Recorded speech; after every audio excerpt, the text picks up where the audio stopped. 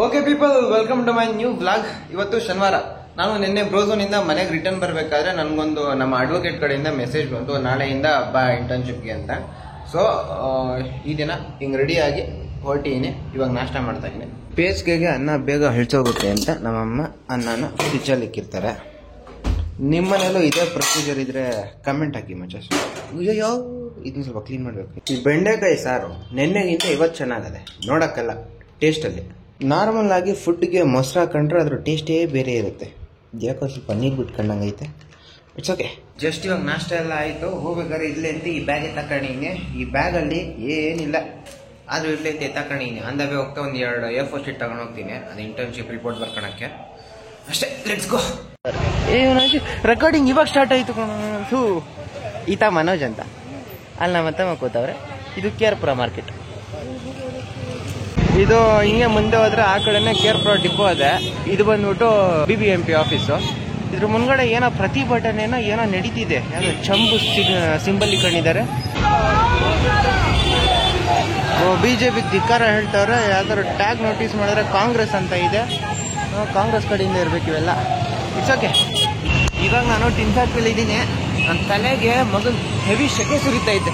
ಅದಕ್ಕೆ ಈ ಕಡೆ ಬಂದ್ಬಿಟ್ಟು ಒಂದು ಮಾಸ್ಕ್ ಇಸ್ಕೊಳ್ಳೋಣ, ಒಂದು ಕ್ಯಾಪ್ ಇಸ್ಕೊಳ್ಳೋಣ ಅಂತ ಬಂದೆ.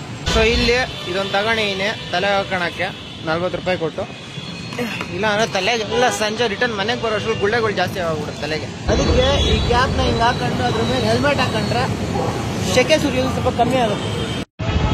ಇವತ್ತು ನಾನು ಎಲ್ಲೇ ನೋಡಿದ್ರು ಪೊಲೀಸವ್ರ ಗ್ಯಾಂಗ್ ಸ್ವಲ್ಪ ಜಾಸ್ತಿನೇ ಕಾಣಿಸ್ತೈತೆ. ಒಂದು ಗ್ಯಾಂಗ್ ಆ ಕಡೆ, ಇನ್ನೊಂದು ಗ್ಯಾಂಗ್ ಈ ಕಡೆನ ರಿಪೇರಿ ಮಾಡ್ತಾವ್ರೆ. ಹೆಬ್ಬಾಳ ದಾಟಿ ಇನ್ಸಲ ಮುಂದೆ ಹೋಗ್ಬೇಕು ನಮ್ಮ ಅಡ್ವೊಕೇಟ್ ಅವ್ರ ಆಫೀಸ್ಗೆ. ಅದಕ್ಕೆ ಇವಾಗ ನಾನು ಮೇಕ್ರಿ ಸರ್ಕಲಲ್ಲಿ ಬಂದಿದ್ದೀನಿ. ಕಾಣಿಸ್ತೈತಾ ಮೇಕ್ರಿ ಸರ್ಕಲ್. ಅಲ್ಲಿ ಕ್ಯಾಮ್ರಾ ಹಿಡ್ಕೊಂಡೆಲ್ಲ ನಿಂತವ್ರೆ.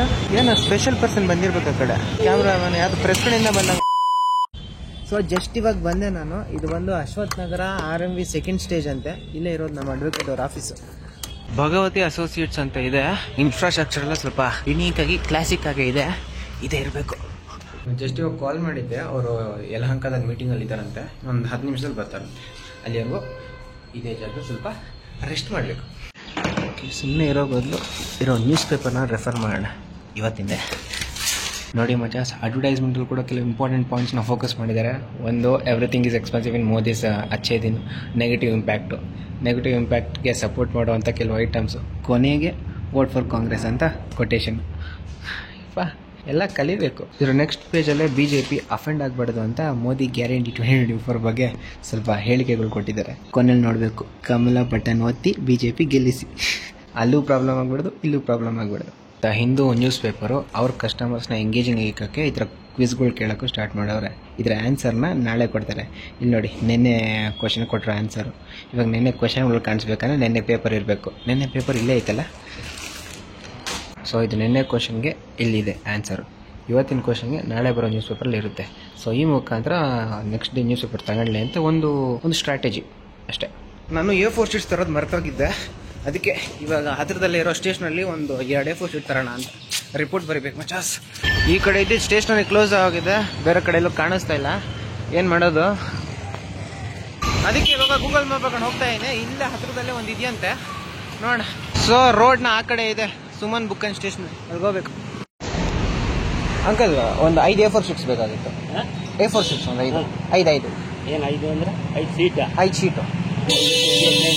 ಅಲ್ಲಿ 5 A4 ಶೀಟ್ಸ್ ಕೇಳಿದೆ, ಚೇಂಜ್ ಕೇಳಿದ್ರು. ಅದಕ್ಕೆ ನೋಟ್ ಕೊಟ್ಟು 10 A4 ಶೀಟ್ ತಗೊಂಡು ಬಂದೆ. ಇವತ್ತು ನಾನು ಬರ್ಬೇಕಾದ್ರೆ ನೋಡಿದ್ನಲ್ಲ ಮಚಾಸ್, ಚೊಂಬು ಅದೇ ಇದು. ಕರ್ನಾಟಕಕ್ಕೆ ಮೋದಿ ಸರ್ಕಾರ ಕೊಟ್ಟ ಕೊಡುಗೆ ಚೊಂಬು ಅಂತ. ಕಾಂಗ್ರೆಸ್ ಪ್ರಮೋಷನ್. ಸೊ ನಮ್ಮ ಡೈಲಿ ಇಂಟರ್ನ್ಶಿಪ್ ರಿಪೋರ್ಟ್ ಈ ಥರ ಇರಬೇಕು ಅಂತ ಕಾಲೇಜಲ್ಲಿ ಕಳ್ಸವ್ರೆ. ಇದು ಟಾಸ್ಕ್ ಅಸೈನ್ ಅಂದರೆ ಅಡ್ವೊಕೇಟ್ ಅವ್ರು ಏನು ಹೇಳಿದ್ರು, ನೀನು ಏನು ಮಾಡಿದೆ, ಟೋಟಲಾಗಿ ಏನು ಕಲಿತೆ ಅಂತ. ಈ ಥರ ದಿನಕ್ಕೆ 1 ಪೇಜ್ ಲೆಕ್ಕದಲ್ಲಿ 4 ವಾರ ಅಂದರೆ 22ರಿಂದ 24 ದಿವಸ ಬರ್ತದೆ. ಅಷ್ಟನ್ನು ರೆಡಿ ಮಾಡಿ ನಮ್ಮ ಕಾಲೇಜಿಗೆ ಸಬ್ಮಿಟ್ ಮಾಡಬೇಕು. ಇದ್ರ ಮುಂದ್ಗಡೆ ಇಂಡೆಕ್ಸ್ ಇಂಟರ್ಫೇಸ್ ಎಲ್ಲ ಬರ್ತದೆ, ಅದು ಬೇರೆ ಇದೆ. ಇವೆಲ್ಲ ಮುಗಿದ್ಮೇಲೆ ಮಾಡುವಂಥದ್ದು. ನಮ್ಮ ಅಡ್ವೊಕೇಟ್ ಬಂದರು ಅನಿಸುತ್ತೆ. ಅವರ ಎಲ್ಲರೂ ಜೂನಿಯರ್ ಥರ ಅವರೇ. ಸೊ ಇವರೇ ನಮ್ಮ ಅಡ್ವೊಕೇಟು ಯಶಸ್ ಅಂತ. ಒಳಗೆ ಹೋಗ್ತಿದ್ದಂಗೆ ಕರೆದು ಇಂಟ್ರೊಡಕ್ಷನ್ ಎಲ್ಲ ಕೊಟ್ಟು ಆಫೀಸ್ ಬಗ್ಗೆ ಎಲ್ಲ ಹೇಳಿದ್ರು. ಪ್ರೆಸೆಂಟ್ಲಿ ನಾನು ಇವಾಗ ಇವ್ರ ಆಫೀಸಲ್ಲಿ ಕೂತಿದ್ದೀನಿ. ಜಸ್ಟ್ ಇವಾಗ ಹೋದ್ರು ಸರ್, ಬರ್ತಾರೆ ಒಂದು ಸ್ವಲ್ಪ ಹೊತ್ತಿಗೆ. ಇವೆಲ್ಲ ಕೇಸ್ ಫೈಲ್ಸ್ಗಳು, ಅವೆಲ್ಲ ರೆಫರೆನ್ಸ್ ಬುಕ್ಗಳು, ಇದು ಇವ್ರ ಸೀಟು ಲ್ಯಾಪ್ಟಾಪ್ಗಳು. ನಾನು ಇವತ್ತಿಂದನೇ ಇಂಟರ್ನ್ಶಿಪ್ ಸ್ಟಾರ್ಟ್ ಮಾಡ್ತೀನಿ ಅಂತ ಹೇಳಿದ್ದಕ್ಕೆ ಒಂದು 18 ಪೇಜ್ ಇರೋ ಕೇಸ್ನ ಜಜ್ಮೆಂಟ್ ಕೊಟ್ಟು ಇದರಲ್ಲಿರೋ ಫ್ಯಾಕ್ಟ್ಸ್ನ ಅನಲೈಸ್ ಮಾಡಿ ಸಬ್ಮಿಟ್ ಮಾಡೋಕ್ಕೆ ಹೇಳಿದ್ರು. ನಾನೇನೋ 18 ಪೇಜ್ ಇರೋ ಜಜ್ಮೆಂಟು ಈಸಿಯಾಗಿ ಹೋಗಿ ಮಾಡ್ಬೋದು ಅಂದ್ಕೊಂಡೆ. ಅದೊಂದು 3 ಅವರ್ ಮೇಲೆ ಆಯಿತು. ಇವಾಗ 7ನೇ ಪೇಜಲ್ಲಿ ಇದ್ದೀನಿ. ಇವಾಗ ಊಟಕ್ಕೆ ಟೈಮ್ ಆಗೈತೆ ಅಂತ ಕಳ್ಸೋರೆ. ಊಟ ಮುಗಿಸ್ಕೊಂಡು ಬರಬೇಕು. ನಮ್ಮ ಅಡ್ವೊಕೇಟ್ ಸರ್ ಬಂದು ಈ ರೋಡಲ್ಲಿ ಹಿಂಗೆ ಸೀದಾ ಹೋಗೋ, ಆ ಕಡೆ ಈ ಕಡೆ ಎಲ್ಲ ಒಂದು 3-4 ಹೋಟ್ಲು ಕಾಣಿಸ್ತೇವೆ ಅಂತ ಹೇಳಿದ್ರು. ಕಾಣಿಸೋ ಹೋಟ್ಲೆಲ್ಲ ಬರೀ ನಾನ್ ವೆಜ್ ಅವೇ. ಇವಾಗ ನನಗೆ ವೆಜ್ ಬೇಕು ಅಂದರೆ ಗೂಗಲ್ ಮ್ಯಾಪ್ ಹಾಕ್ಬೇಕಷ್ಟೇ. ಇಂದಿರಾ ಕ್ಯಾಂಟೀನ್ಗೆ ಈ ಕಡೆ ಯಾವುದೋ ವೆಜ್ ಹೋಟ್ಲ್ ಇದ್ದಂಗೆ ಐತೆ. ಅಕ್ಕ ಇದೆಯಾ? ಊಟ ಇದೆಯಾ? ಥ್ಯಾಂಕ್ಸ್. ಇಲ್ಲೇ ಕೂತ್ಕೊಂತೀನಿ. ಊಟ ಎಲ್ಲ ಆಯಿತು 30 ರೂಪಾಯಿಗೆ. ನಿಮ್ಗೆ ಇನ್ನೊಂದು ತೋರಿಸ್ಬೇಕು. ಈ ಕಡೆ ರಾಮನವಮಿ ನಡೀತಿದೆ, ಇಲ್ಲೇ ಮಸೀದಿ ಇದೆ. ಇಷ್ಟು ಲಿಬ್ರಲ್ ಏರಿಯಾ ಇದೆ ನಮ್ಮದು. ನಾವು ಮೊನ್ನೆ ರಾಮನವಮಿ ದಿವಸ ಬಂದ್ಬಿಟ್ಟು ಜೈ ಶ್ರೀರಾಮ್ ಹೆಂಗೆ ಹೇಳಂಗಿಲ್ಲ ಅಂತ ಹೇಳೋದಂತೆ. ಆ ವಿಡಿಯೋ ಕ್ಲಿಪ್ ನೋಡಿದೆ. ಇರ್ತಾರೆ 100ರಲ್ಲಿ ಒಂದಿಬ್ರು ಇರ್ತಾರೆ ಈ ಥರ ಏನಾದರೂ ಸ್ವಲ್ಪ ಏನಾದ್ರು ಕ್ರಿಯೇಟ್ ಮಾಡೋಣ ಅಂತಾನೆ. ಇಂಡಿಯಾ ಅಲ್ವಾ, ಆಗತ್ತೀವೆಲ್ಲ. ಇವಾಗ ನಾನು 15th ಪೇಜಲ್ಲಿ ಇದ್ದೀನಿ. ಇನ್ನೊಂದು 4 ಪೇಜ್ ಅದೇ. ಈ ಗ್ಯಾಪಲ್ಲೇ ಟೀ ಕೂಡ ಬಂತು, ಬಿಸ್ಕಟ್ಟು ಬಂತು, ತಿಂತಾ ಇದ್ದೀನಿ. ಇವಾಗ 5:21.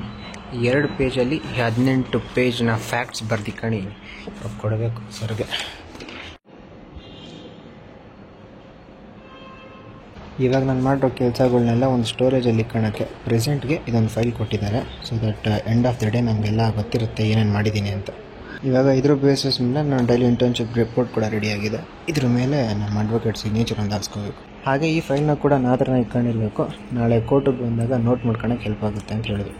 ಸೊ ನಾಳೆಯಿಂದ ಬರಬೇಕಾದ್ರೆ ಯೂನಿಫಾರ್ಮ್ ಹಾಕೊಂಡು ಬಾ, ಕೋಟ್ನ ಬ್ಯಾಗಲ್ಲಿ ಇಟ್ಕೊಂಡು ಬಾ ಅಂತ ಹೇಳಿದ್ರು. ಬಿಕಾಸ್ ಯಾವ ಕ್ಯಾಪಲ್ಲಿ ಬೇಕಾದ್ರೂ ಕೋರ್ಟ್ಗೆ ಹೋದ್ರು ಅವಾಗ ಹೆಲ್ಪ್ ಆಗುತ್ತೆ ಅಂತ. ಅದು ಬಿಟ್ಟರೆ ನಾಳೆಯಿಂದ ಒಂದು 10:15 ಹಂಗೆ ಅವ್ರು ಹೇಳಿ ಜಾಗಕ್ಕೆ ಬಂದು ಪ್ರೆಸೆಂಟ್ ಆದರೆ ಸಾಕು. ಒಂದು 4 ವಾರದಲ್ಲಿ ನಾನು ಇಂಟರ್ನ್ಶಿಪ್ ಮುಗ್ದೋಗುತ್ತೆ.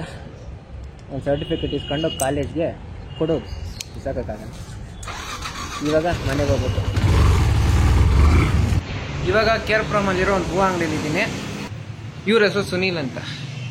ಎಷ್ಟು ಚೆನ್ನಾಗಿ ಹೂವು ಹಾರ ಕಟ್ಟೋರು ನೋಡಿ. ಇದು ಹಾರ ಆಗ್ತೈತೆ. ಇದಕ್ಕೆ ಕೊನೆಗೆ ಎಲ್ಲೈತದು ಕೊಡಿ. ಇದ್ರ ಬುಡಕ್ಕೆ ಇದು ಬರ್ತದೆ ಇಲ್ಲಿ ಬಾಟಮಲ್ಲಿ. ನಾನು ಇದೇನೋ ಇಲ್ಲಿ ಬರುತ್ತೆ ಅಂದ್ಕೊಂಡಿದ್ದೆ, ಅಲ್ಲಿ ಹೋಗ್ತೈತೆ. ಚೆನ್ನಾಗಿದೆ ಚೆನ್ನಾಗಿದೆ. ಇದ್ಯಾವುದು ಇನ್ನೊಂದು ಐಟಮ್ ಐತೆ. ಎಣ್ಣ ಅದು ದಾರ. ಜಿಪ್ಸಿ ಬಂದು 1000 ರೂಪಾಯಿ. ಈರೋಜ್ ಬಂದು ಎಷ್ಟಿದು? 450 ರೂಪಾಯಿ. 450 ರೂಪಾಯಿ. ಈ ಹಾರದ ಬೆಲೆ ಎಷ್ಟು ಗೊತ್ತಾ ಮಚಾಸ್? ಈ ಒಂದು ಹಾರದ ಬೆಲೆ ಎಷ್ಟಣ್ಣ? 2,400. ಒಂದು ಹಾರಕ್ಕೆ 2 ಹಾರಕ್ಕ? ಒಂದು ಹಾರಕ್ಕೆ 2,400. 2 ಹಾರಕ್ಕೆ 4,800.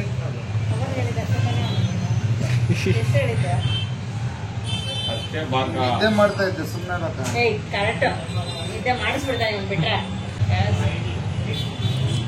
ಇದು ರೋಸ್ ಮೇಲೆ ಯಾವ್ದೋ ಹೂವು ಇದೆಯಲ್ಲ, ಜಿಪ್ಸಿ ಅಂತೆ ಮಚಾಸ್. ಇದು ರೋಸು, ಇದು ಜಿಪ್ಸಿ. ಬಾಟಮಲ್ಲಿ ರೋಸ್, ಇದು ಪ್ಲಾಸ್ಟಿಕ್. ಅಲ್ಲಿ ಮಣಿ ಮಣಿ ಸುನಿ ಮಣಿ.